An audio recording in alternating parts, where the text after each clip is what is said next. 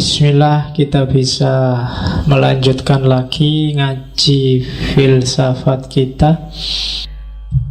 Oke, di atas epitumia ada wilayah namanya tumos. Tumos ini sebenarnya satu akar kata sama epitumia. Epi itu artinya pinggiran. Tumos itu mungkin pasnya hasrat. Yang epitumia itu berarti hasrat-hasrat yang pinggiran, yang tidak penting. Harus dipenuhi tapi jangan berlebihan, jangan fokus di situ. Harus dilewati. Dilewati itu kan tadi di situ, sekarang tidak lagi. Itu namanya dilewati. Jadi jangan disingkiri. Kalau disingkiri nanti nggak natural, eman-eman energinya. Kalau kamu hidup nggak natural, itu nanti terlalu besar energi yang kamu pakai untuk menghindar, karena dia insting. Kamu nyoba ndak makan, itu bisa mati-matian. Seluruh hidupmu akan terkonsentrasi bertahan kuat ndak makan. Lebih enak makan saja terus selesai. Itu yang saya lupa baca buku yang tentang kritik terhadap vegetarian itu. Energimu untuk ndak makan daging itu biasanya sangat besar mati-matian, dibandingkan udahlah makan dikit terus selesai secukupnya, ndak usah berlebihan di daging. Itu lebih hemat energi, lebih ndak menghabis-habiskan waktu, energi, kekuatan, daya hanya untuk bertahan. Ndak, daging ndak makan tiap hari, ini ada dagingnya, entek energimu. Mending adalah kecampuran daging dikit juga ndak apa-apa, tapi daging bukan favoritku, ndak masalah. Itu lebih enak. Sama orang yang mati-matian ndak pacaran, itu biasanya energinya lebih besar dibandingkan kalau ada yang mau pacaran ya ndak apa-apa. Kalau ada yang mau nggak ada juga ndak apa-apa. Itu lebih efisien dibandingkan yang mati-matian tidak punya pacar atau mati-matian nyari pacar. Itu sama-sama energinya besar. Iya, lebih enak entuk ya syukur, ra entuk ya rapopo. Kan gitu. Kalau kamu mati-matian nyari, itu bukan ra entuk, berarti segala cara ditempuh, ke dukun lah, ke apalah gitu. Tapi kalau mati-matian nolak juga begitu. Ya kan, enggak mau jatuh cinta, janjane ya seneng, oh enggak usah gitu. Nah, energimu habis banyak. Mending kalau ada ya ayo, kalau enggak ada ya enggak apa-apa. Itu lebih kondusif untuk dirimu hari ini, apalagi mahasiswa, biar enggak menghabiskan waktu banyak-banyak. Jadi kalau di sini kan sudah kelihatan, mesti kebanyakan kan enggak ada yang mau, jadi aman. Nggak dapat juga nggak apa-apa, lebih enak gitu prinsipnya. Jadi itu wilayah epitumia. Nah, kalau tumos ini di atas perut, cuma sampai leher. Jadi dari perut sampai leher ini isinya, kalau definisinya itu afektivitas, rasa, semangat, agresivitas. Kalau epitumia itu tadi, kalau di bukunya Plato digambarkan para petani, biasanya gayanya itu konsumtif. Tapi yang tumos ini para prajurit. Makan nggak penting bagi dia, harta nggak penting, yang penting menang, sukses, nama baik, kejayaan, status. Ini tumos. Jadi gairah, agresivitas, ambisi, itu tumos. Biasanya kadang orang menyebutnya passion. Wah, passionku di sini, ambisiku di sini, gairahku mau ke sini, cita-citaku ini. Itu tumos. Orang harus punya ini, sama kayak yang epitumia tadi. Orang harus melewati itu.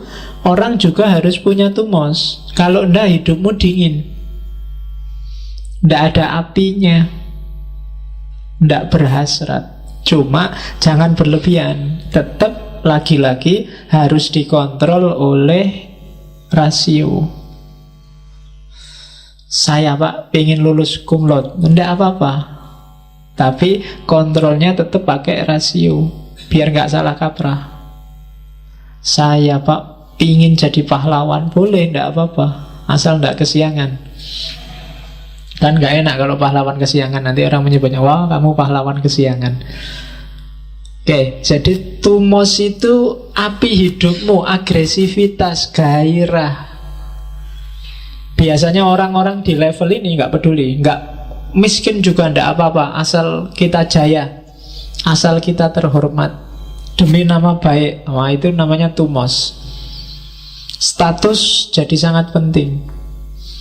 Itu orang di level tumos. Kalau kamu punya teman jaimnya luar biasa, itu sebenarnya dia ada di makom tumos. Jadi makomnya ada di, pengen kelihatan baik. Yang selama ini seliweran di TV pencitraan, itu berarti pencitraan itu kehilangan uang banyak nggak apa-apa, kehilangan harta nggak apa-apa, asal dianggap baik oleh orang, dianggap bagus oleh orang. Itu tumos. Jadi makomnya makom ranking 2 di atas epitumia. Boleh-boleh saja, cuma dia harus dikontrol oleh rasio. Kalau enggak nanti konyol.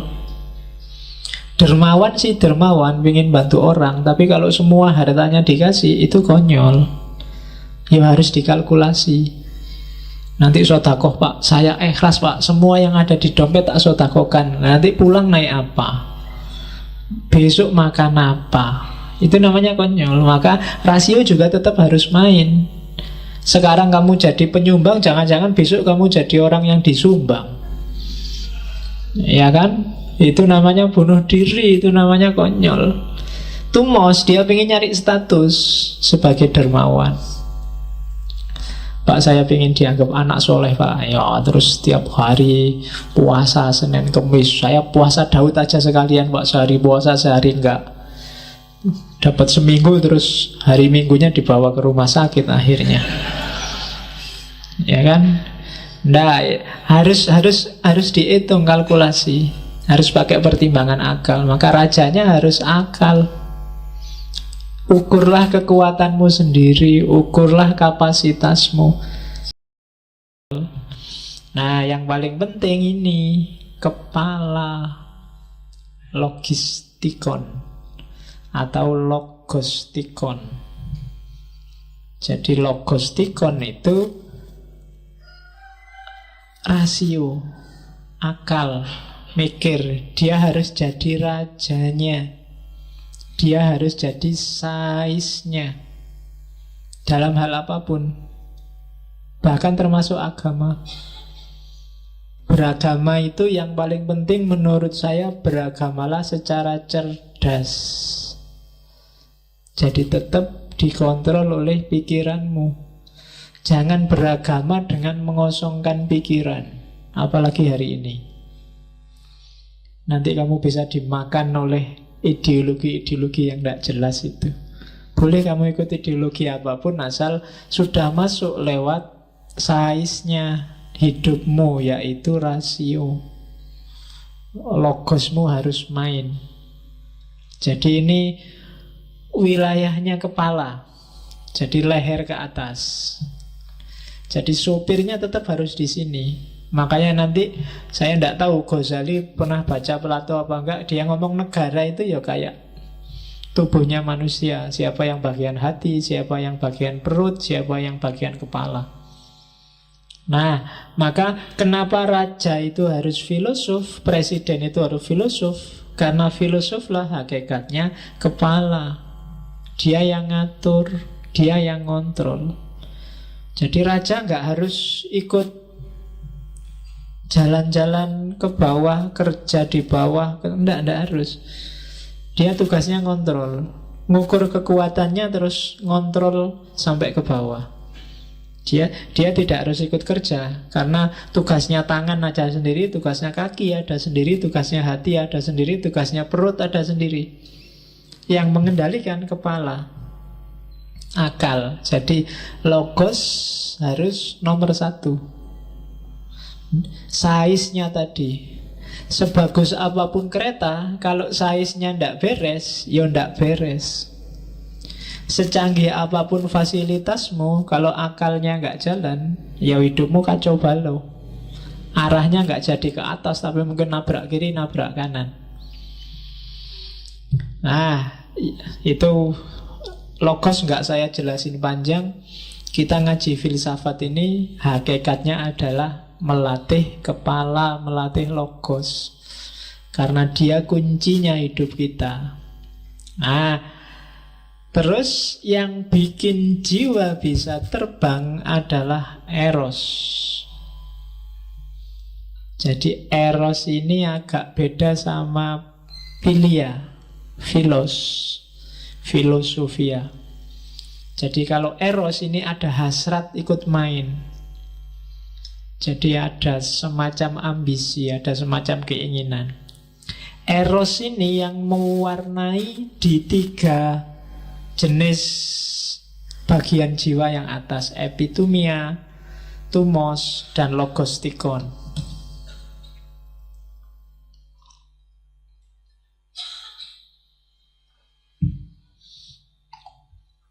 Jadi misalnya di epitumia, eros itu main, misalnya kalian suka makanan apa, suka minuman apa, atau suka dengan seks. Kalau normal lawan jenis, kalau enggak LGBT. Nah, itu eros sebenarnya. Urusannya eros. Cuma dia main di wilayah nafsu-nafsu yang rendah. Kalau wilayah tumos, dia main misalnya cinta tanah air, cinta agama, yang lagi-lagi tetap harus dikontrol oleh akal. Cinta agama boleh, tapi tidak harus nyusahin orang lain, mukul-mukul, ngepruk-ngepruk, gegeran, caci maki. Nah, itu berarti akalnya nggak ikut main kontrol. Tapi semangat cinta agamanya boleh, sah dan manusiawi, karena setiap orang punya tumos. Kamu ikut organisasi apa dan mati-matian membela organisasi itu sah, asal rasional, kan itu. Jangan disalahkan orang ikut organisasi A, ikut organisasi B, itu haknya sah dan manusiawi. Yang harus kamu salahkan kalau ada perilaku yang tidak rasional. Ketika kepala nggak nyetir, nah itu eros. Eros itu cinta, seneng. Apalagi urusan ilmu, logos. Logos ketika kawin dengan eros, lahirnya filsafat. Ini nanti yang jadi keutamaan tertinggi, filsafat. Oke, sampai di sini mudah dipahami. Kita lihat. Nah, Plato ngomong bedakan kenikmatan dan kebahagiaan. Hidup bahagia itu pasti nikmat, tapi nikmat tidak selalu bahagia. Pokoknya kalian nanti kejar sendiri ya contohnya. Nikmat itu nggak selalu bahagia. Kamu misalnya sedang sumpek, stres, urusan macem-macem. Pas lagi stres itu haus. Haus kan minum. Loh, minum itu tetap nikmat. Cuma ya kamu nggak bahagia wong lagi stres. Tapi kan minumnya tetap nikmat. Seksnya juga tetap nikmat. Bolak-balik seks kamu nggak ngalami yo. Oke, ya nanti tak cari contoh yang lain. Oke, jadi hidup bahagia itu hidup yang diiringi kenikmatan. Kalau kamu bahagia pasti nikmat. Kenikmatan kalau dalam definisinya Plato ada 2. Ada nikmat karena kebutuhanmu, keinginanmu terpenuhi. Itu nikmat.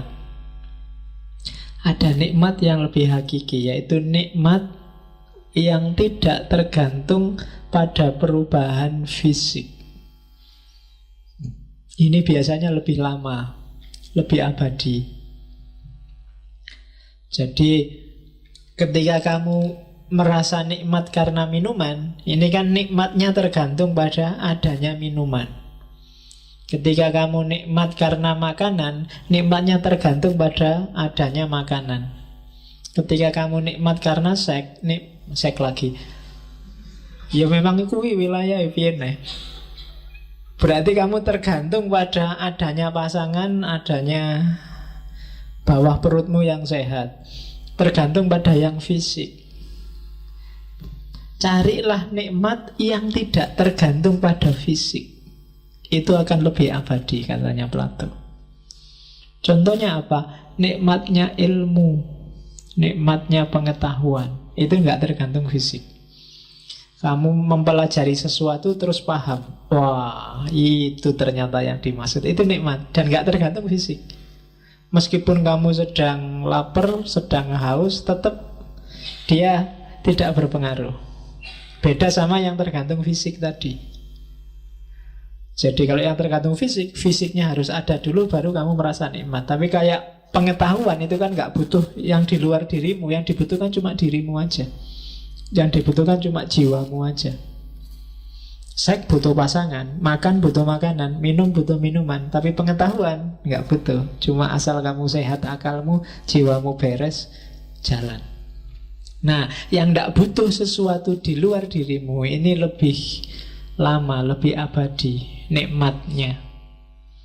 Kamu menikmatinya bisa terus menerus. Tapi yang minuman, ya, begitu diminum, selesai minum, nikmatnya hilang.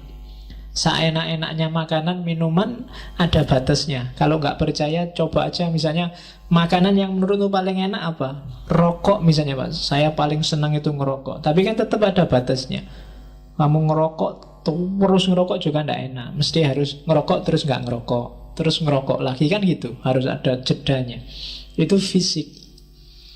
Syukur-syukur kamu bisa tidak ngerokok tapi rasanya kayak ngerokok. Oh, itu lebih abadi. Loh, kalau kamu bisa ke sana, kamu tidak butuh rokok lagi, tapi tiap hari pokoknya rasanya kayak ngerokok. Nah, itu lebih abadi. Berarti nggak butuh lagi ketergantungan fisik, ketergantungan yang di luar dirimu. Yo asal ojo ndak mbujur rasane kaya bojo ojo. Kalau kawin harus ya. Oke, terus hati-hati ya. Kenikmatan katanya Plato, ada dua hal yang sering meleset dari kenikmatan. Yang pertama, nikmat tanpa refleksi rasional. Jadi nikmat tapi nggak ngukur dirimu, nggak dipikir.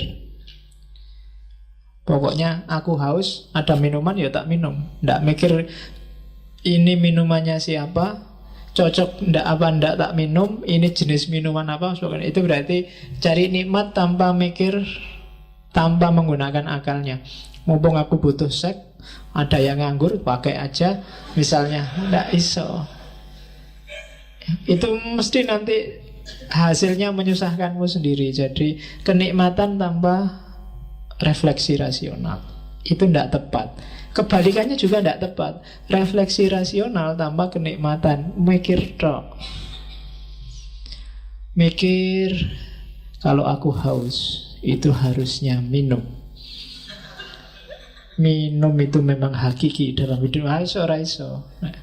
Jadi refleksi aja tanpa kenikmatan, hidupmu jadi dingin kalau katanya Plato. Ndak, yo mikir, yo nikmat. Jangan kehilangan salah satunya. Oke, ya yang tiga bagian tadi, epitumia, tumos, logostikon, itu kan ada level kenikmatannya sendiri. Epitumia, ya kalau kita harta banyak, salah itu tak, kok istri banyak. Menumpuk harta, punya istri, wale. Banyaknya harusnya di harta, bukan di istri. Enggak, itu iya, itu enggak sengaja nulis sebenarnya. Jadi menumpuk harta kaya raya maksudnya. Terus istrinya cantik kok istrinya banyak. Terus ya enggak itu. Nanti yang ngopi slide-nya diganti sendiri ya. Jadi istrinya cantik, kemudian segala kebutuhannya terpenuhi, itu epitumia. Cuma harus tahu batasnya. Tumos juga begitu. Kita punya nama, dihargai orang, status kita di masyarakat bagus, itu tumos. Kalau logos, kita pengetahuan yang kita butuhkan bisa kita dapatkan, itu puas. Pengen ngerti apa, ketemu. Pengen paham apa, ketemu. Belajar apa, paham. Itu puas, itu logos. Nah, katanya Plato, di antara tiga kenikmatan itu yang lebih stabil dan murni itu logos. Kenapa stabil dan murni? Karena dua kenikmatan yang lain sifatnya tadi kayak gendong yang bocor. Dia pingin terus meskipun sudah terpenuhi. Harta itu kan gak ada akhirnya. Kaya itu batasnya berapa sih? Tidak ada. Orang selalu pingin lebih, pingin lebih. Kalau agama gak nyuruh maksimal 4, itu orang ya kalau bisa ya lebih terus, lebih terus. Kalau nggak takut sanksi sosial, mungkin rata-rata cowok lebih satu istrinya. Atau kalau boleh juga cewek, kalau nggak ada aturan, ya boleh lah suaminya lebih satu. Cuma kan ada aturan macam-macam, jadi nggak boleh. Sebenarnya kalau dibebaskan saja nafsu, yang epitomia tadi, ya sakarepe dhewe, ya persis hewan itulah. Bebek itu kan habis main sama situ, terus sana ada lagi, coba lagi sana. Di sini juga ganti yang lainnya, selalu begitu. Kalau manusia dibebaskan mesti begitu juga. Dan itulah nafsu. Makanya kamu jangan marah kalau agama kok ngatur-ngatur orang berhubungan seks, agama kok ngatur-ngatur orang makan. Kalau nggak diatur, orang cenderung nggak ngerti batas. Karena kuncinya kenikmatan di situ itu batas. Seenak-enaknya teh, kalau sak kumbu itu kamu minum semua, jadi nggak enak. Harus ngerti batasnya. Jadi karena dia tidak abadi. Beda sama pengetahuan. Pengetahuan itu memang kalau bisa kamu cari sebanyak-banyaknya, karena dia stabil.